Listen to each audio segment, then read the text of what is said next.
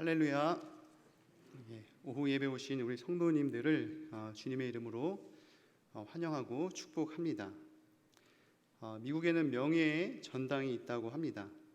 어떤 특정 분야에서 이 걸출한 업적을 낸 운동 선수나 정치인이나 훌륭한 위인들을 기념하기 위한 것으로서 이 미국인의 명예의 전당에는 조지 워싱턴, 아브라함 링컨, 토니 제퍼슨 등 훌륭한 정치가들의 삶과 숭고한 정신, 그들의 명예를 드높이고 있습니다. 또한 스포츠 명예의 전당에는 야구 명예의 전당, NBA 명예의 전당, 미식축구 명예의 전당 등 해당 스포츠의 대스타들의 이름이 등재되어 있습니다.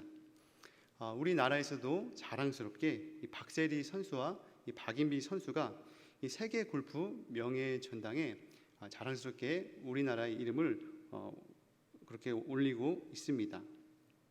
이처럼 아무나 누구나 들어갈 수 없고 명예의 전당에 입회하고 자신의 이름을 남긴다라고 하는 것은 가문의 영광뿐만 아니라 나라의 영광이 아닐 수 없습니다. 현역 시절에는 이 고된 훈련과 끝없는 자기 자신과의 훈련, 자기 절제로 한 가지 목표를 향해 모든 것을 포기하고 모든 것을 희생할 것을 요구받지만 이 명예의 전당에 오른 모든 사람들은 이러한 고된 훈련과 자기 자신과의 싸움과 자기 절제에서 자기 자신뿐만 아니라 전 세계를 뛰어넘은 위대한 사람이라고 말할 수 있습니다.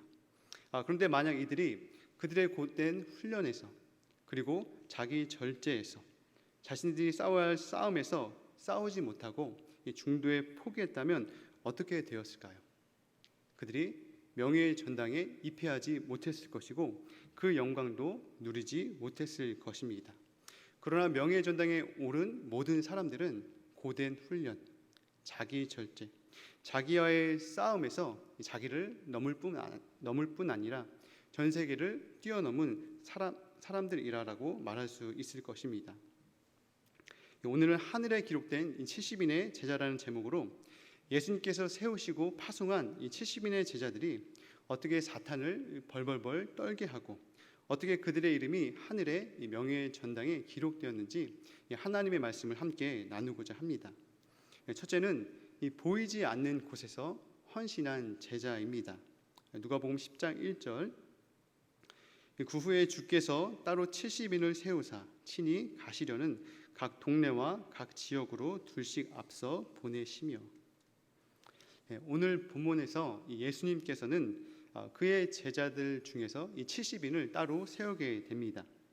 여기서 예수님께서 70인의 제자를 따로 세우셨다라고 하는 것은 예수님의 12제자가 아닌 예수님의 12제자를 제외한 나머지 제자 중에서 70명을 세우셨다라고 하는 뜻입니다. 우리가 잘 알고 있듯이 예수님의 제자 중에는 이 12명의 제자들이 있었습니다. 예수님께서 하나님의 나라를 선포하고 그리고 그의 공생애에 십자가를 향하는 이 공생의 길에 요즘 말로 흔히 혼자 사역한 것이 아니라 그의 제자들을 부르시고 그의 제자들과 동고동락하며 가르치고 전하고 하나님의 나라를 전하였습니다. 그래서 12명의 제자들은 예수님의 공생의 사역을 직접 눈으로 보기도 하고 손으로 만져보기도 하고 직접 몸으로 체험한 사람들이었습니다.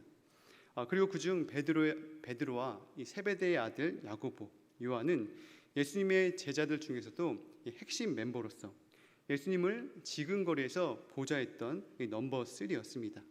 그래서 이들은 회당장 야이로의 딸을 고칠 때에도 그리고 예수님께서 부활의 모습으로 현현한 이 부활의 이 변화산 사건 때에도 그리고 십자가의 죽음을 앞둔 이 겟세마네 동산에서도 예수님은 이 세 명의 핵심 멤버들을 대동하셨습니다.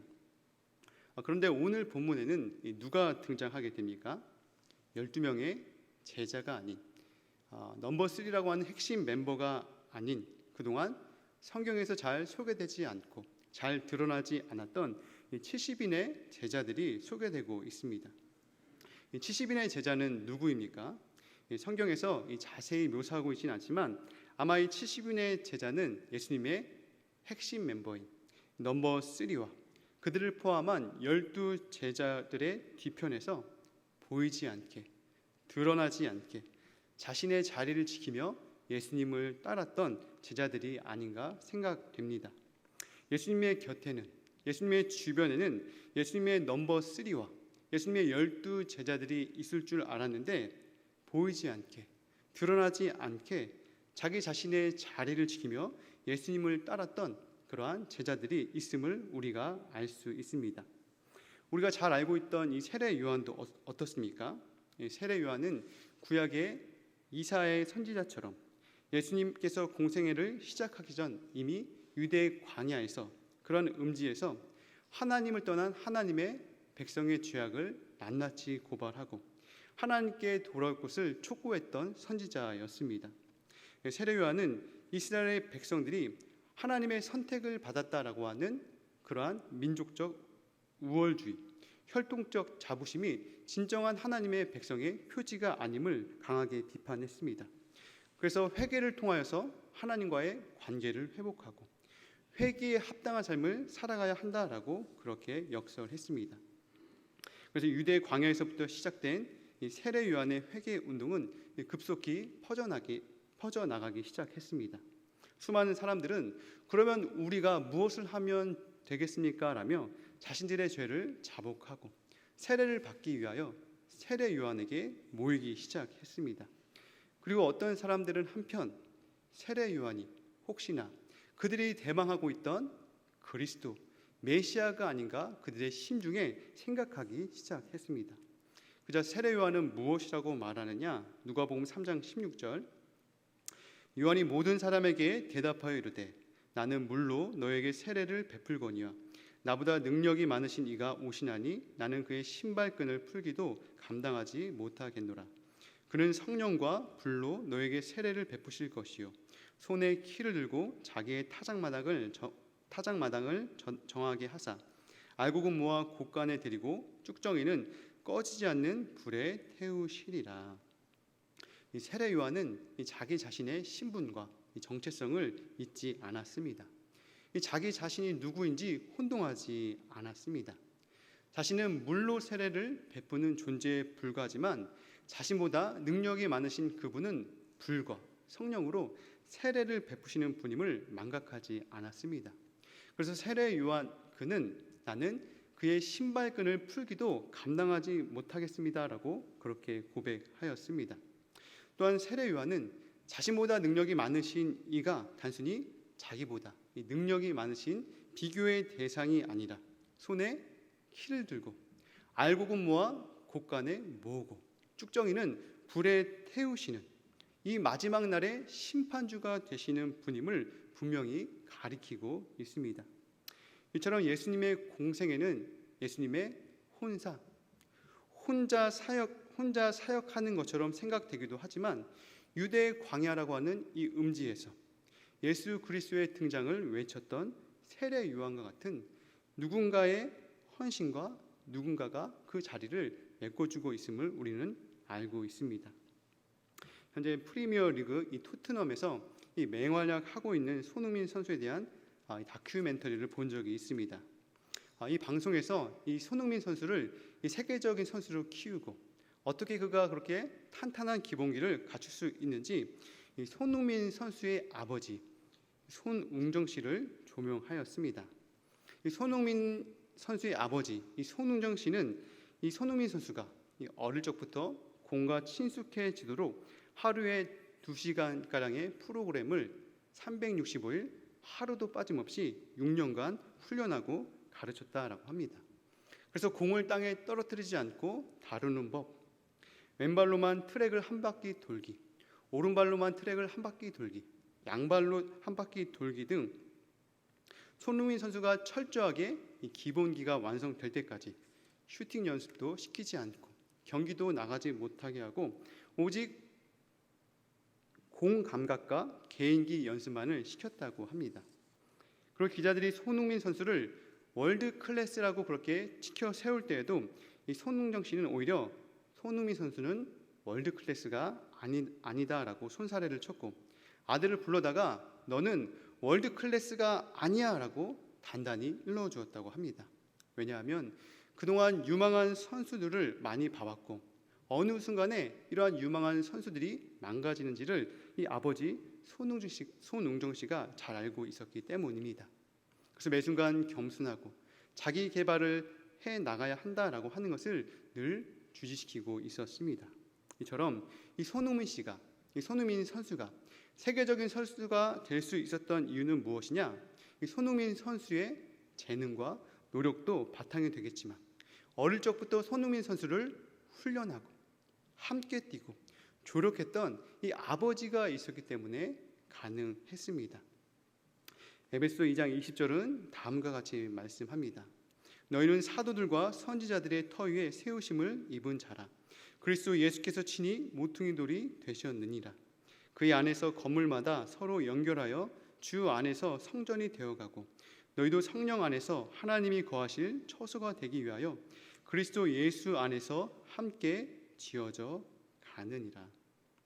하나님의 나라는 이 바울과 바나바와 같은 걸출한 믿음의 사람들을 통하여 역사의 한 획이 그어지기도 합니다. 그러나 이 70인의 제자들처럼 보이지 않지만 드러나지 않지만 자기 자신의 자리를 지키며 예수님을 따르는 제자들을 통해서 그 나라가 세워지게 된다라고 하는 것입니다. 이름도 없이 빛도 없이 보이지 않는 그러한 헌신들을 통하여서 교회는 서로 연결되어지고 성전이 되어가고 하나님께서 머무시는 그러한 성전이 되어질 수 있다라고 그렇게 말씀합니다. 둘째는 이 주인의 마음을 가진 일꾼입니다. 누가복음 10장 2절 이르시되 추수할 것은 많되 일꾼이 적으니 그러므로 추수하는 주인에게 청하여 추수할 일꾼들을 보내주소서 하라. 어느 할아버지께서 시골에서 올라와 우연히 손자의 학교 운동회를 참가하게 되었습니다. 수많은 가족과 친지들이 이 운동회에 모였고 성황리에 그 운동회가 시작됨과 동시에 여러 다양한 프로그램들이 동시다발적으로 시작되게 되었습니다. 며느리는 시골에서 올라와 시끄럽고 복잡하게 진행되는 운동회에서 이 시아버지께 물어봤습니다. 아버님, 너무 정신 없으시죠? 경계하는 손자를 찾아볼 수 있으세요? 라고 물었습니다. 그러자 시아버지는 다음과 같이 대답했습니다. 그럼 운동회는 시끄럽고 복잡해도 내 눈에는 내 손주 녀석밖에 안 보여. 오늘 본문 말씀에 예수님께서는 70인의 제자들을 따로 세운 후 그들을 둘씩 짝짓게 합니다. 그리고 이들을 각 동네와 지역에 파송하며 다음과 같이 말씀합니다. 추수할 것은 많되 일꾼이 적으니 그러므로 추수하는 주인에게 청하여 추수할 일꾼들을 보내주소서 하라라고 말씀합니다.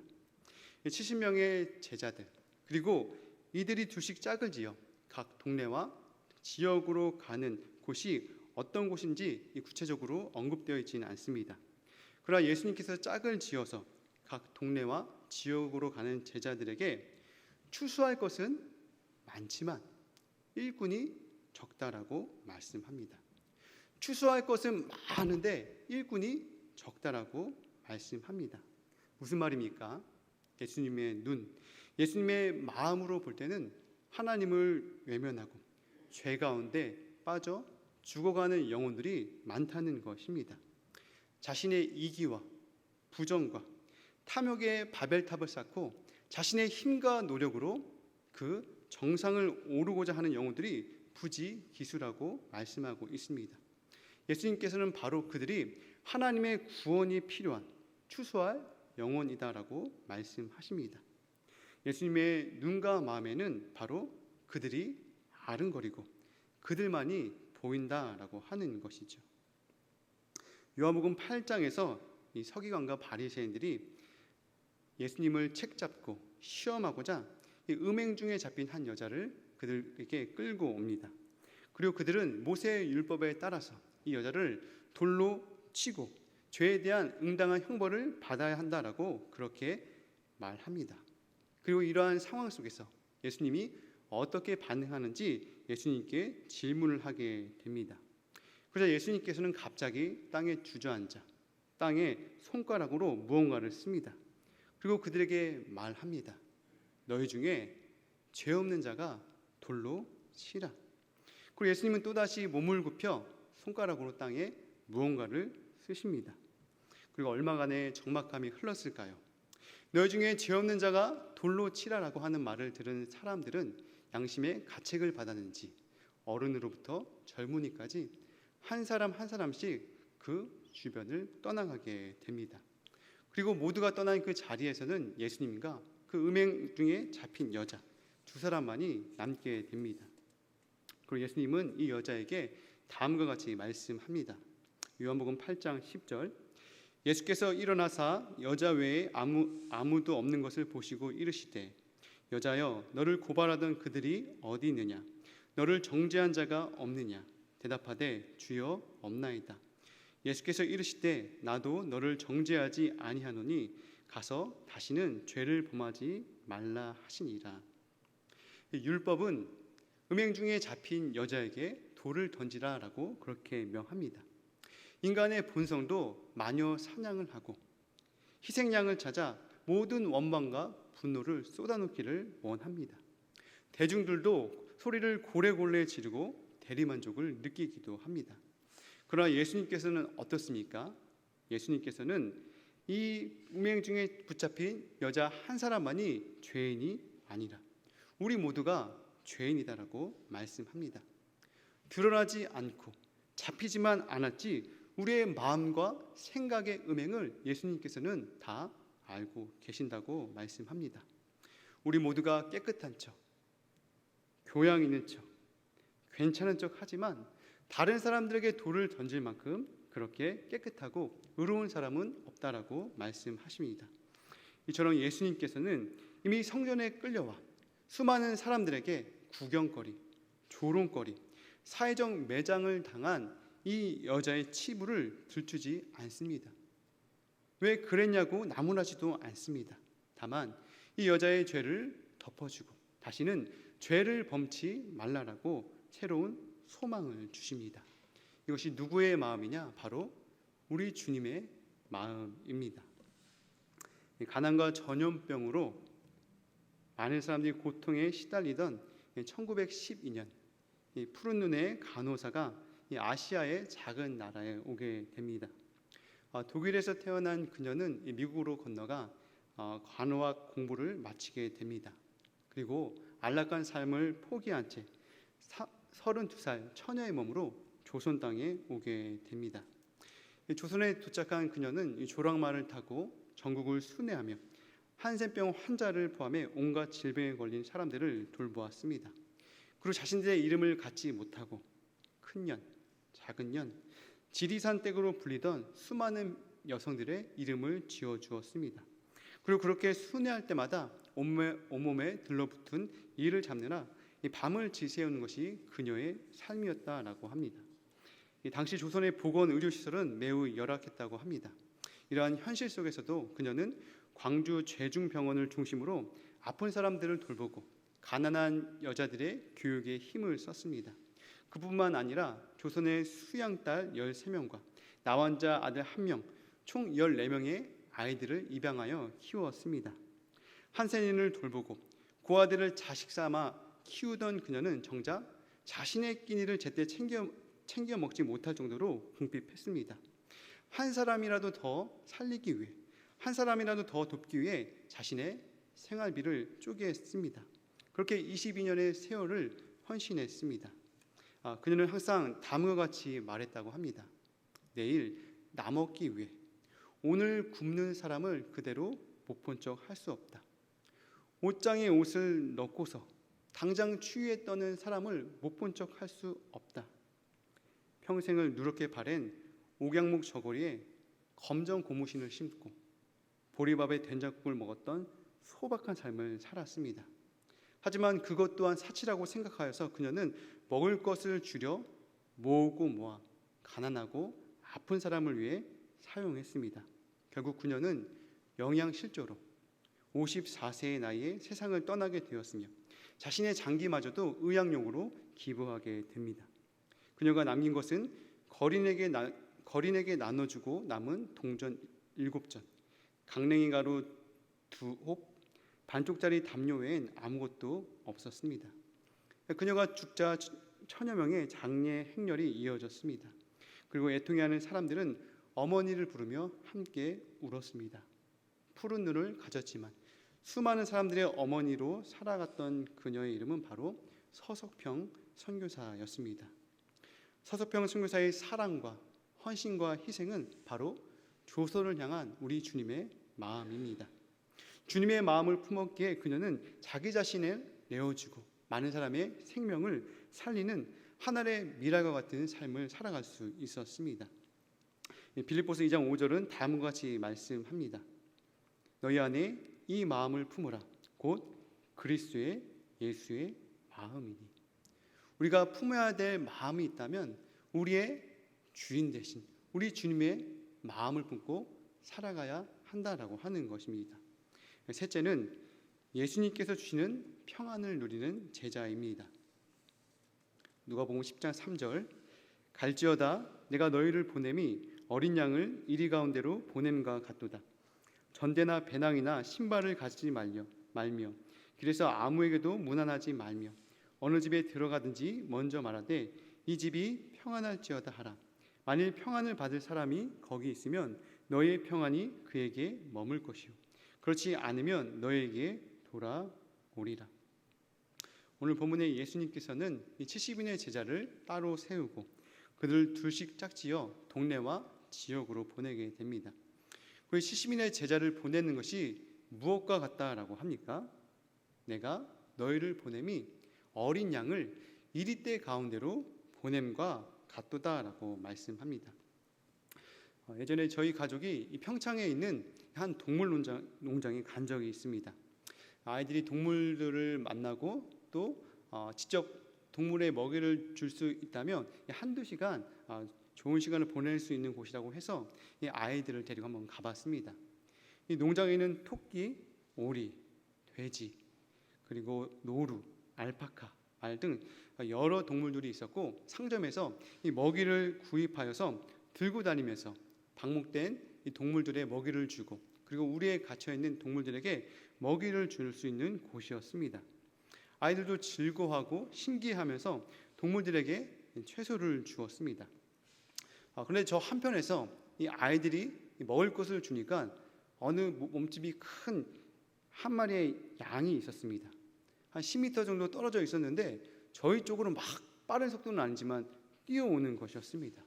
그래서 저희 가족은 양이 혹시 우리를 치려나? 그런 생각도 살짝 들었지만 혹시 치겠나 싶어가지고 우두커니 서 있었습니다. 근데 저희 막내 아들이 자기보다 덩치 큰 이 양이 갑자기 당근 같은 거 주고 막 뛰어오니까 겁을 먹고 소리를 지르면서 도망가기 시작했습니다. 자기보다 죄송합니다.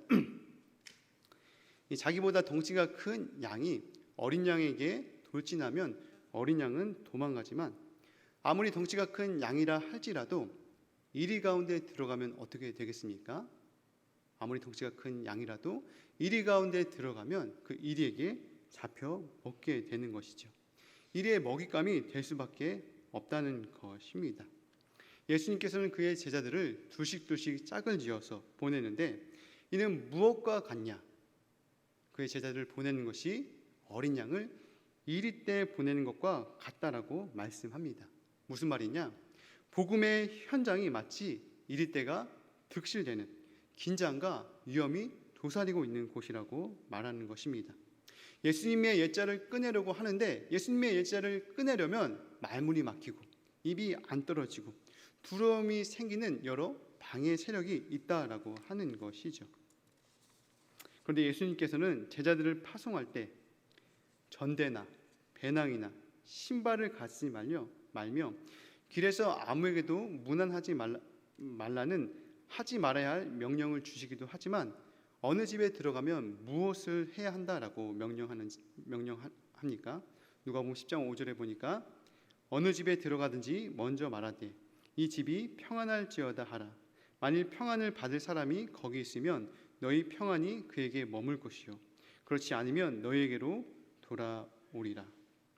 예수님께서는 이 70인의 제자들에게 전대나 배낭이나 이 신발을 가지지 말며 길에서 아무에게든지 문안을 하지 말라라고 하는 하지 말아야 할 명령을 주십니다. 또 해야 하는 명령은 무엇이냐? 해야 하는 명령은 어느 집에 들어가든지 그 집에 들어갔을 때 이 집에 평안이 있을지어다라며 그 집안에 평안을 빌고 축복하는 것이었습니다. 그래서 예수님은 그 집안에 평안을 받을 사람이 있으면 그 평안을 받고 평안을 받지 못하면 그 평안이 다시금 되돌아온다라고 말씀합니다. 우리가 어떻게 생각을 해보면 집을 떠나 어느 일정 기간 동안 다른 곳에 머문다라고 했을 때는 이 대책과 장비가 필요합니다. 하지 말아야 할 명령, 즉 전대, 배낭, 신발, 어떤 종류의 여행에서든지 꼭 필요한 필수품입니다. 낯선 길에서 만나는 사람도 우리의 이웃이 될 수도 있고 벗이 될 수도 있습니다. 그런데 예수님께서는 이 이리 때가 득실되는 그곳에서 어떤 대책과 장비를 말씀하시지 않고 이 집안이 평안할지어다라고 하는 이 제자들이 품고 있는 평안을 말씀하고 있습니다. 그렇다면 이 제자들이 품고 있는 그 평안은 무엇일까요? 요한복음 14장 27절에 보니까 이날 곧 안식 후 첫날 제자들이 두려워하여 모인 곳의 문들을 닫았더니 예수께서 오사 가운데 서서 이르시되 너에게 평강이 있을지어다. 이 말씀을 하시고 손과 옆구리를 보이시니 제자들이 주를 보고 기뻐하더라. 예수께서 이르시되 너에게 평강이 있을지어다. 아버지께서 나를 보내시는 것 같이 나도 너희를 보내노라. 부활의 주님께서 이 제자들에게 무엇을 전해 주시느냐? 너희들에게 평강을 줄지어다라고 말씀합니다. 또한 요한복음에서 예수님께서 그의 제자들에게 세상이 줄 수 없는 그러한 평강을 말한다라고 하는 것이죠.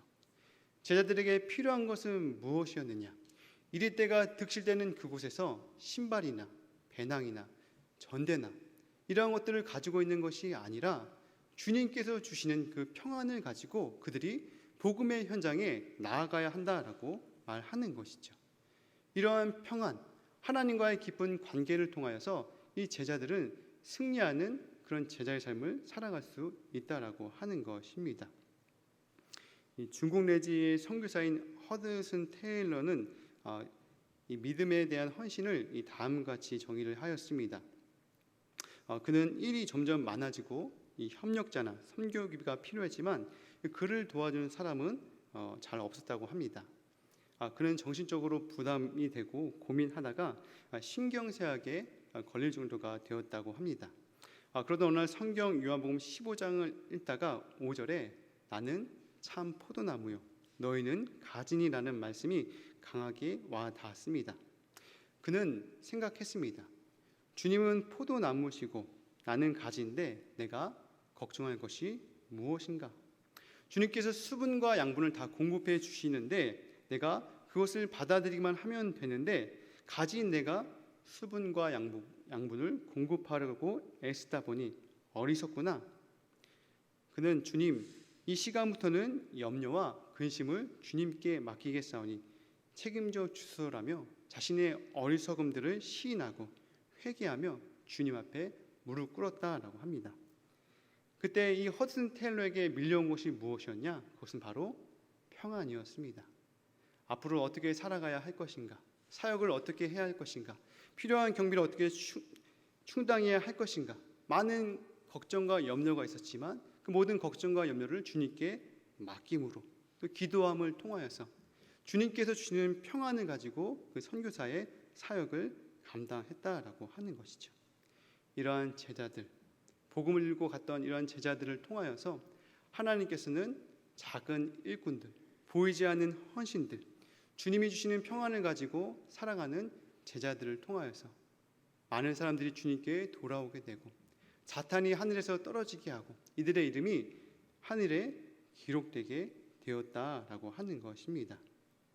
이곳에 있는 대강교회 성도님들도 이런 보이지 않는 헌신, 주님과 함께하는 그러한 섬김과 그리고 주님과 함께하는 그런 평안을 통하여서 하늘의 이름이 기록되어지고 더욱더 주님의 나라를 확장하는 저와 여러분 되시기를 주님의 이름으로 축원드립니다. 자, 기도하겠습니다. 하나님 아버지 감사합니다. 보이지 않는 헌신들, 또 주님과의 기쁜 평안들, 또 늘 어디를 가든지 또 주님을 의지하는 믿음의 삶을 통하여서 하나님의 나라가 확장되어지고 또 주님의 교회가 든든하게 세워질 수 있도록 하나님 은혜를 베풀어 주옵소서. 세상에 줄 수 없는 평안을 누리게 도와주시고 우리의 걱정과 염려를 늘 주님께 맡기며 주님께서 주신 힘으로 우리의 믿음의 삶을 살아갈 수 있도록 은혜 베풀어 주옵소서. 감사하며 예수님의 이름으로 기도합니다. 아멘.